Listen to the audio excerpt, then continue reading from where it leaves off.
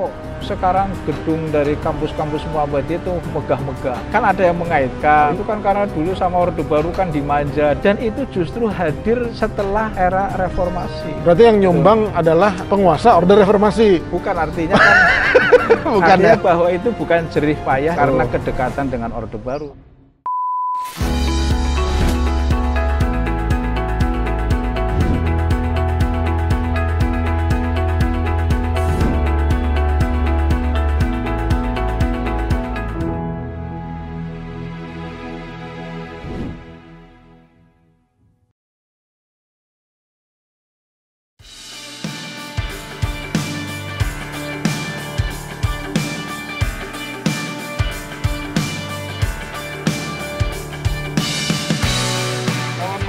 Jumpa kembali di Nur Iswan Channel ya. Kali ini kita sedang melakukan perjalanan agak jauh ke Cirende Ciputat, di mana kampus Universitas Muhammadiyah Jakarta berada. Untuk apa kita ke sana? Kita akan bertemu dengan rektornya, yang konon dalam tradisi dan histori Muhammadiyah, Mas Rektor yang baru diangkat ini menjadi rektor termuda yang baru diangkat. Namanya Mas Dr. Ma'mun Murad. Kita akan bincang banyak hal tentang bagaimana profil Mas Rektor, juga membahas tentang Muhammadiyah yang amat disegani dan menjadi salah satu pilar ormas keagamaan di Nusantara. Ikuti perjalanannya ya, dan obrolannya.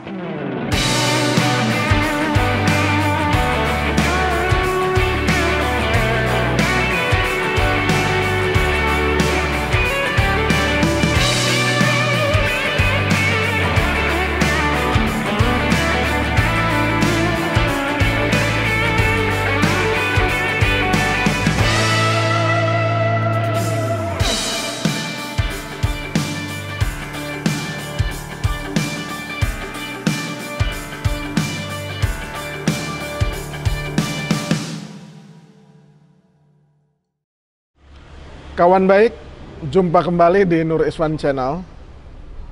Bersama saya adalah Rektor Universitas Muhammadiyah Jakarta. Kenapa tema ini kita pilih? Karena bermula dari kekaguman, tidak hanya saya, kekaguman banyak orang. Betapa ormas seperti Muhammadiyah punya jaringan universitas atau perguruan tinggi yang mungkin jumlahnya nanti akan kita tanya, tapi yang pasti banyak. Dan rasa penasaran itu tidak hanya saya, tapi juga orang lain. Terima kasih Mas Rektor sudah menerima Nur Iswan Channel. Mas, ya. Panjenengan ini kan lama di Muhammadiyah, iya, sebagai dosen, ya kan, sebagai pengabdi di Muhammadiyah. Sebenarnya Muhammadiyah itu punya uang banyak tuh dari mana membangun kampus? Yang saya tahu tuh megah ya, Yogyakarta, Malang. Sekarang saya lihat juga dulu tidak seperti ini, tapi sekarang udah makin megah. Pertanyaan mendasarnya adalah uangnya dari mana? Apa dari calon presiden, nyumbang, ya kan? Atau dari Orde Baru, ya kan? Dari mana, Mas? Ya, jadi begini ya. Di Muhammadiyah itu memang dibangun satu teologi ya. Teologi yang kemudian sering disebut sebagai teologi Al-Ma'un gitu ya. Ya, teologi yang mengajarkan kita untuk memberi ya. Memberi, konteksnya kalau di Al-Ma'un kan kepada fakir miskin, yatim piatu, orang-orang yang tidak mampu, du'afa maupun mustad'afin ya. Kalau mustad'afin kan lebih pada miskin struktural gitu ya. Nah, kita diajarkan soal bagaimana memberi. Jadi tangan di atas itu lebih baik daripada tangan di bawah. Dan itulah yang menjadi spirit Muhammadiyah. Dan ini yang terbangun di warga persyarikatan itu yaitu. Sehingga kalau Muhammadiyah itu meskipun dari sisi kuantitas itu tidak sebanyak ormas yang lain, sebut saja misalnya NU gitu ya. Tapi karena spirit itu menjadikan Muhammadiyah punya gawe apapun itu bisa selesai. Jadi gitu, sekali berfatwa, iya, nyumbang nyumbang itu selesai. Jadi kalau mungkin yang tidak paham atau mungkin baru belajar tentang Muhammadiyah, kalau orangnya itu mungkin pemurah, dia kan senang gitu kan. Karena setiap saat ini kalau jadi warga Muhammadiyah, setiap saat itu ada WA terkirim, mohon bantuan untuk donasi untuk pembangunan SD ini, untuk pembangunan pesantren ini, untuk pembangunan sekolah tinggi ini, untuk pembangunan ini. Itu hampir setiap saat. Dan cepat terkumpul. Dan kita itu merasa nyaman, enjoy saja itu. Menerima itu, ya tentu kalau ada rezeki ya kita sumbang dan lain sebagainya. Jadi ada ketulusan itu. Itu bentuk sumbangannya itu apakah dalam bentuk zakat, infak, sedekah atau sumbangan di luar? Sumbangan di luar itu. Nah, yang kalau zakat itu resminya kan memang lewat lazismu ya. Dan kesadaran untuk membayar zakat di lazismu, kan lazismu ada di tingkat pusat sampai di tingkat kayak perguruan tinggi seperti ini ya. Di UMJ juga ada lazismu. Dan kita itu zakatnya langsung masuk ke lazismu. Jadi yang sumbangan itu kan otomatis di luar zakat gitu ya. Ya ada yang mungkin bantu nominal 500.000, 1 juta dan lain sebagainya. Gitu kan. Nah, ini yang menjadikan Muhammadiyah itu besarnya dari sini. Dan ini bukan kemudian kalau bahasa Jawanya ujuk-ujuk ya, tapi ada proses juga. Jadi kalau tadi Mas Iswan tanya soal perguruan tinggi Muhammadiyah, itu juga tidak ujuk-ujuk simsalabim, tapi ada proses sehingga kemudian sekarang tumbuh banyak perguruan tinggi Muhammadiyah Aisyah yang disingkat PTMA sekarang itu ya. Itu tumbuh di mana-mana. PTMA itu singkatan dari perguruan tinggi Muhammadiyah Aisyah. Aisyah. Karena sekarang kan ada Universitas Aisyah, maka kemudian karena Muhammad itu adalah laki-laki, Aisyah adalah perempuan. Ya, kalau istilahnya sebutannya itu ortom khusus. Tetap saja namanya ortom, tapi ortom khusus. Sekarang jumlahnya berapa universitas di jaringan Muhammadiyah ini? Keseluruhan itu ada 163.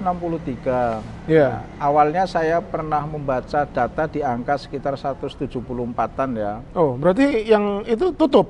Enggak, jadi di merger di akademi sekolah-sekolah tinggi yang berdekatan ya, itu di merger menjadi universitas. Jadi sekarang jumlah universitasnya justru lebih banyak.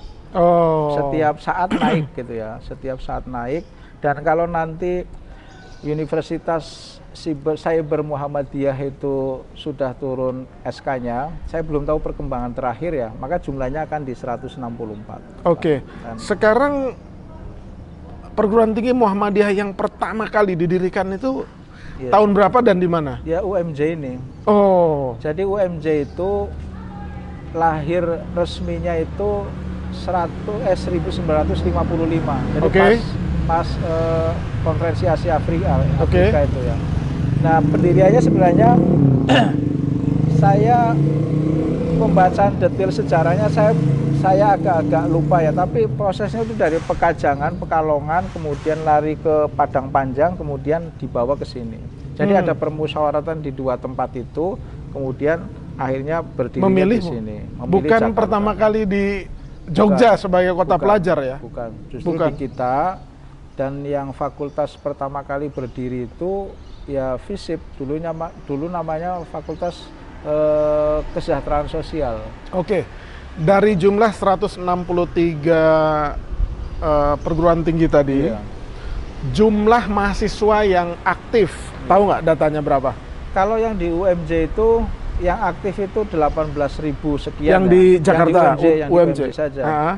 Terus yang terdaftar sih sampai 23 ya. 23.000. Tapi universitas-universitas yang besar itu kisarannya seperti itulah. Angkanya 20 ribuan ke atas ya. Yang besar itu kira-kira ada berapa? Kalau besar ukurannya fisik, saya kira UMJ juga termasuk salah satu yang besar. Gitu kan? Tapi kalau ukurannya akreditasi institusi yang A itu kan, atau unggul itu ya, itu kita sudah punya 6 perguruan tinggi Muhammadiyah yang akreditasinya A. Di mana aja itu? Itu UMM, Jakarta. UMM dulu itu namanya waktu pertama kali ya, itu Universitas Muhammadiyah di Malang. Oh. Universitas Muhammadiyah Jakarta di Malang. Oh, namanya dulu. Ya, filial. Iya, filialnya. Sekarang berdiri sendiri. Solo termasuk juga filialnya. Nah, jadi yang besar itu Malang, Universitas Muhammadiyah Jakarta, Malang, ya, Jogja. Kemudian Jogja, terus kemudian UHAMKA. Ya. Oh, UHAMKA Jakarta. Iya, UHAM Jakarta. Oh, itu beda ya? Barang beda tuh ya? Beda. Oke, Universitas Muhammadiyah Jakarta ada UHAMKA. Iya, dulu IKIP. Oh, IKIP. Dulu namanya IKIP Muhammadiyah. Ya, Muhammadiyah. Pokoknya yang dulunya IKIP dan dalam satu kota itu ada IKIP sama Universitas Muhammadiyah. Nah, biasanya IKIP nanti mengambil nama tokoh. Oh. Jadi kayak di sini ambil nama UHAMKA. Kalau di Jogja ambil nama Ahmad Dahlan, Universitas Ahmad Dahlan. Oke. Jadi beda-beda. Berarti ukuran besar mungkin mahasiswa aktifnya di atas 10 ribuan lah ya? Ya, itulah. Sama UMSU ya, Universitas Muhammadiyah Sumatera Utara. Itu juga sudah A. Udah A ya? Akreditasinya. Jadi kita punya 6. 6 yang sudah akreditasi A atau unggul. Gitu. Nah, itu yang saya kira luar biasa. Dan yang menurut saya juga yang menjadikan Muhammadiyah, terutama dari sisi ini ya, pengelolaan amal usaha itu menjadi besar, salah satunya di perguruan tinggi, itu terkait trust. Oh, kepercayaan. Kepercayaan terhadap Muhammadiyah itu termasuk cukup tinggi masyarakat itu ya. Parameternya apa? Ya misalnya contoh yang paling sederhana itu lazismu ya. Lazismu itu kan kumpulan orang yang mau beramal gitu kan. Iya. Itu lazismu berdiri belum lama, itu beberapa tahun terakhir itu termasuk pengelola dana terbanyak zakat gitu kan. Oh. Salah satu lembaga zakat yang mengelola dana terbesar. Berapa itu, Bro? Tahu saya angkanya karena saya bukan bagian dari orang lazis ya. Jadi saya tidak tahu, tapi prestasi itu disandang oleh lazismu. Oke. Itu kan menunjukkan trust ya. Kemudian sumbangan misalnya kayak wakaf tanah gitu ya. Itu kan banyak pendirian amal usaha kita yang tanahnya itu wakaf. Iya, dari masyarakat. Ya, dari masyarakat. Dan yang menarik Mas Iswan, itu tidak sedikit amal usaha kita justru muwakifnya itu dari saudara-saudara kita dari NU, dari Nahdien lah ya. Oh. Itu dari Nahdien itu. Ada rumah sakit misalnya di Semarang ya. Itu Rumani itu muwakifnya itu dari Nahdien gitu kan. Nah, ini yang menarik itu. Jadi mungkin karena tadi kepercayaan ya, ada trust di situ. Jadi tidak lagi memandang soal organisasi keagamaan ya. Mungkin juga muwakifnya sudah selesai persoalan kayak gitu ya. Yang penting Islam gitu. Yang penting Islam. Oke, Mas, nanti kita sambung lagi. Karena menarik soal jaringan pendidikan atau perguruan tinggi Muhammadiyah ini. Ya, iklan lewat dulu biar.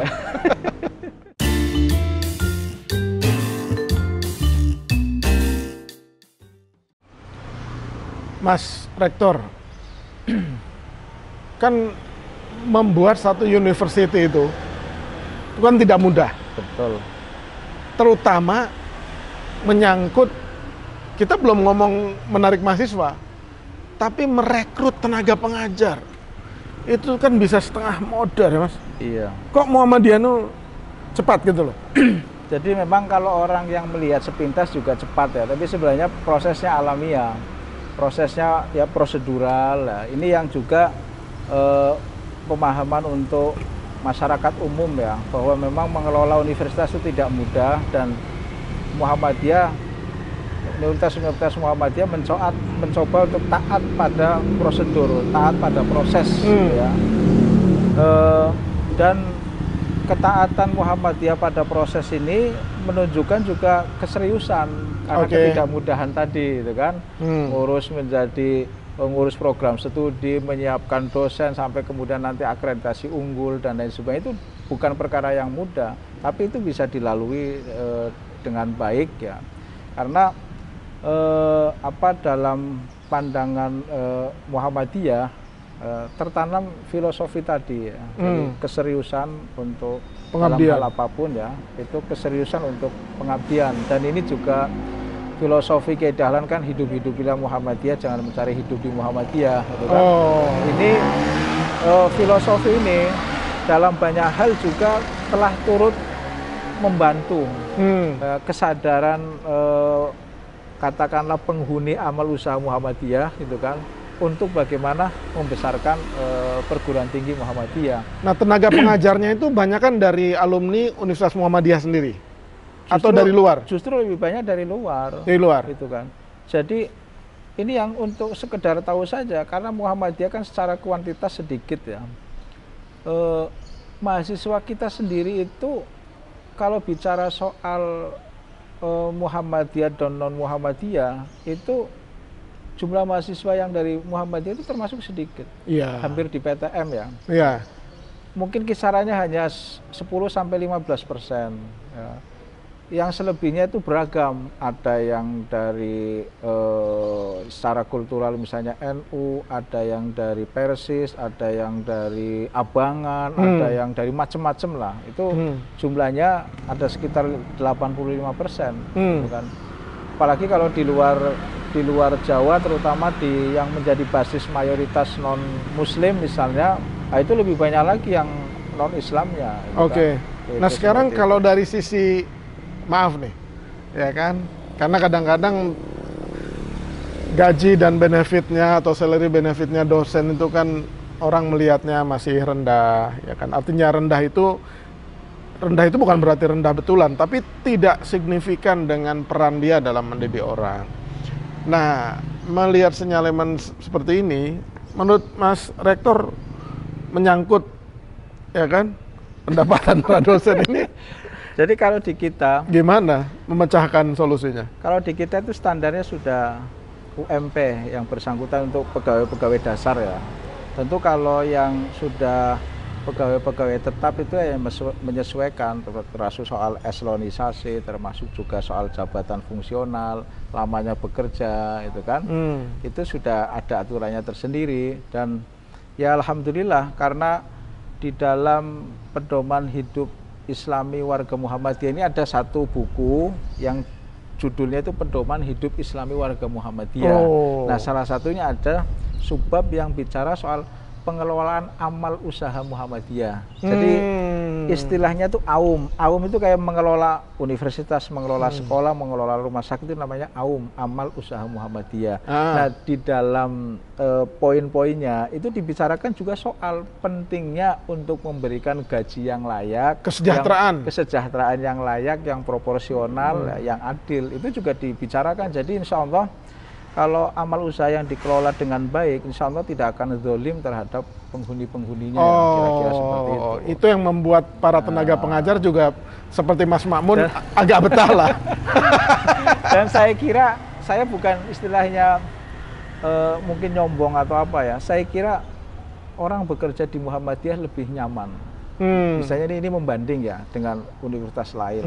Karena kalau kita itu langsung berada di bawah naungan PP Muhammadiyah, bukan pada milik pribadi-pribadi tertentu, kan? Sehingga orang lebih nyaman, karena kalaupun ada mungkin huru-hara dan lain sebagainya, itu PP langsung bertindak, gitu kan. Jadi yang sering kali ditemui kan terjadi konflik misalnya antara yayasan dengan rektorat di beberapa perguruan tinggi. Di Muhammadiyah tidak pernah terjadi. Kalaupun misalnya ada riak-riak begitu, itu ada kewenangan PP yang siapapun harus taat. Gitu. Jadi yang membedakan itu, dan banyak orang yang lebih nyaman kerja di Muhammadiyah. Terus kemudian ini juga sekaligus tadi pertanyaan yang pertama, kok sekarang gedung dari kampus-kampus Muhammadiyah itu megah-megah? Kan? Saya kira, saya jawab. Kan ada yang mengaitkan, nah, itu kan karena dulu sama Orde Baru kan dimanja dan sebagainya.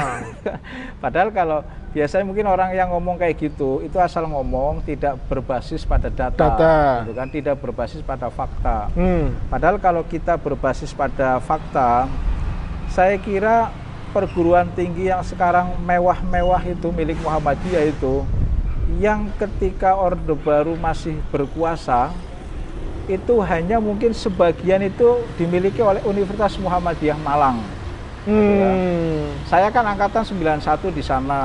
Masuknya? Ya, masuk 91 itu masih menempati gedung di Jalan Bandung yang masih jelek itu.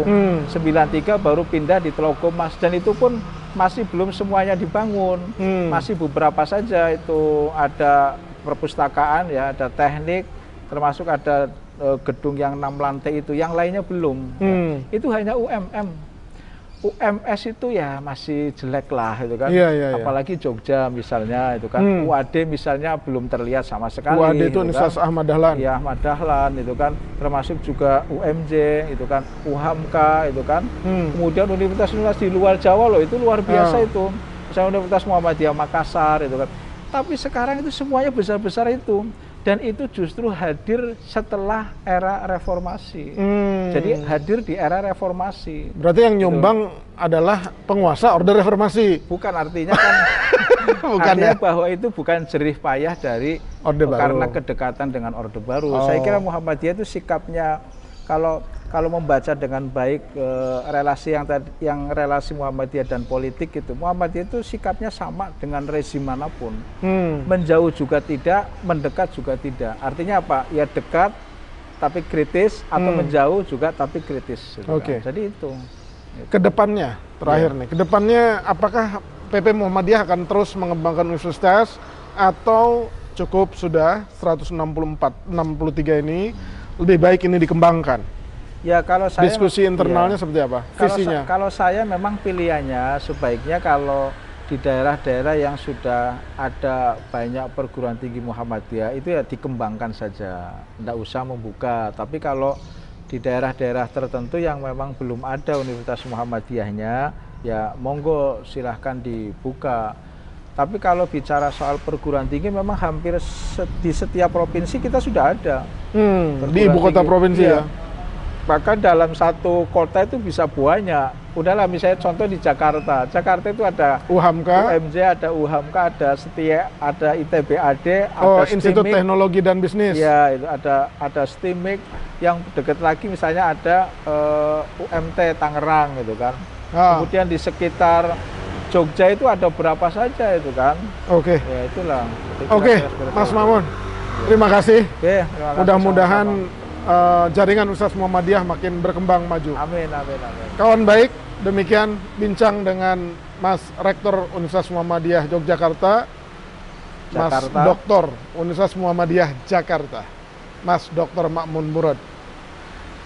Mudah-mudahan semakin maju, tidak hanya universitasnya, tapi rektornya. Jangan lupa, terutama yang pernah kuliah di Muhammadiyah dan akan masuk Muhammadiyah, alumni Muhammadiyah dan pengurus Muhammadiyah, tonton Nurizwan Channel. Subscribe, like, share, dan komen ya.